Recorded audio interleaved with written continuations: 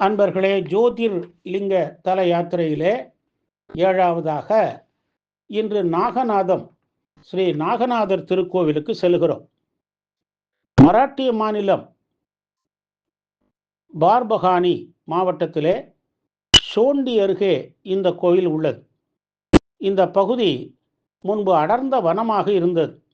அங்கே தாருகன் தாருகை என்னும் அரக்கிய தம்பதியர்கள் வாழ்ந்தனர். இவர்கள் சிவபக்தர்கள். சிவபெருமானிடம் அளவில்லா வரங்களை பெற்ற ஆணவத்தினால் அனைவரையும் துன்புறுத்தினர். ஒரு முறை சுப்ரி என்னும் சிவபக்தனை சிறையில் அடைத்தனர். அவன் சிறையிலேயே லிங்கம் வைத்து சிவபூஜை பண்ணினான். அவனை கொல்ல துணிந்த தாருகனை சுப்ரி வழிபட்ட சிவலிங்கத்திலிருந்து ஜோதி வடிவமாக சிவபெருமான் தோன்றி தாருகனை சாம்பலாக்கினர்.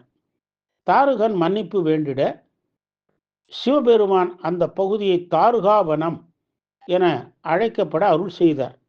இந்த வனத்தில் வாழ்ந்த முனிவர்கள் தங்களின் தவ வலிமை குறித்தும் தங்கள் மனைவியரின் பதிவிரதா தன்மை பற்றியும் ஆணவம் கொண்டனர். இவர்கள் ஆணவத்தை ஒழித்திட கைலைநாதன் அழகிய வடிவம் கொண்ட பிக்ஷாடனராய் முனிவர்கள் இல்லம் வந்து பிச்சை கேட்டார். பிச்சையிட வந்த ரிஷிபத்தினிகள் பிக்ஷாடனர் பின்னாலேயே சென்றனர். மனைவியை துரத்தி கொண்டு வர பிக்ஷாடனர் ஒரு புற்றில் நுழைந்தார். ரிஷி பத்தினிகள் புற்றை சுற்றி வந்தனர். அப்போது புற்றிலிருந்து ஜோதி வெளிப்பட்டது. உள்ளே 5 தலை நாகம் குடைபிடிக்க சிவபெருமான் லிங்கமாய் காட்சி தந்தார்.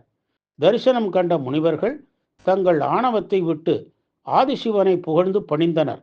முனிவரின் கர்வத்தை போக்கி பாம்பு புற்றுக்குள் காட்சி தந்ததால் இந்த தலம் நாகநாதம் என்றும் ஜோதிர்லிங்கம் ஸ்ரீ நாகநாதர் எனவும் அழைக்கப்பட்டார்கள். ஜோதிர்லிங்கங்களுள் முதலில் தோன்றியது இந்த லிங்கமே. மிக பழமையான கோவில். கோவிலின் நாற்புறமும் உயர்ந்த மதில் சுவர்கள் அமைந்துள்ளன. விசாலமான இடம். கிழக்கிலும் வடக்கிலும் வாயில்கள். வடக்கு வாயிலே பிரதான வாயில். கோபுரம் கூம்பு வடிவில் உள்ளது. சிற்ப வேலைப்பாடுகள் கொண்டது. கருவறையில் ஒரு மேடை மட்டும் உள்ளது.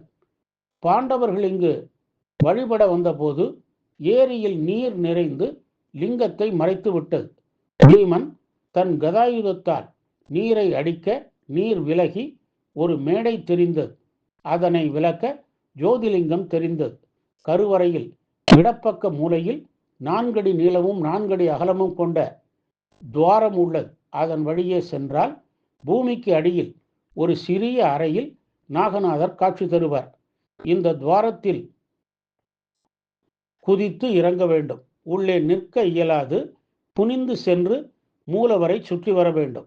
பீம தீர்த்தம், கோடி தீர்த்தம், நாகதீர்த்தம் என 3 தீர்த்தங்கள் உள்ளன. விநாயகர், முருகன், நந்தி, பாண்டவர்கள், தாருகன், முனிவர்கள், பிக்ஷாடனர், மோகினி ஆகிய சன்னதிகள் இங்கே உள்ளன. ஆணவம் அகற்றி அஞ்ஞானம் போக்கி விஞ்ஞானம் அருளும் நாகநாதம் ஸ்ரீ நாகநாதரை வழிபட்டு நல்லருள் பெறுவோமாக. ஓம் நம சிவாய.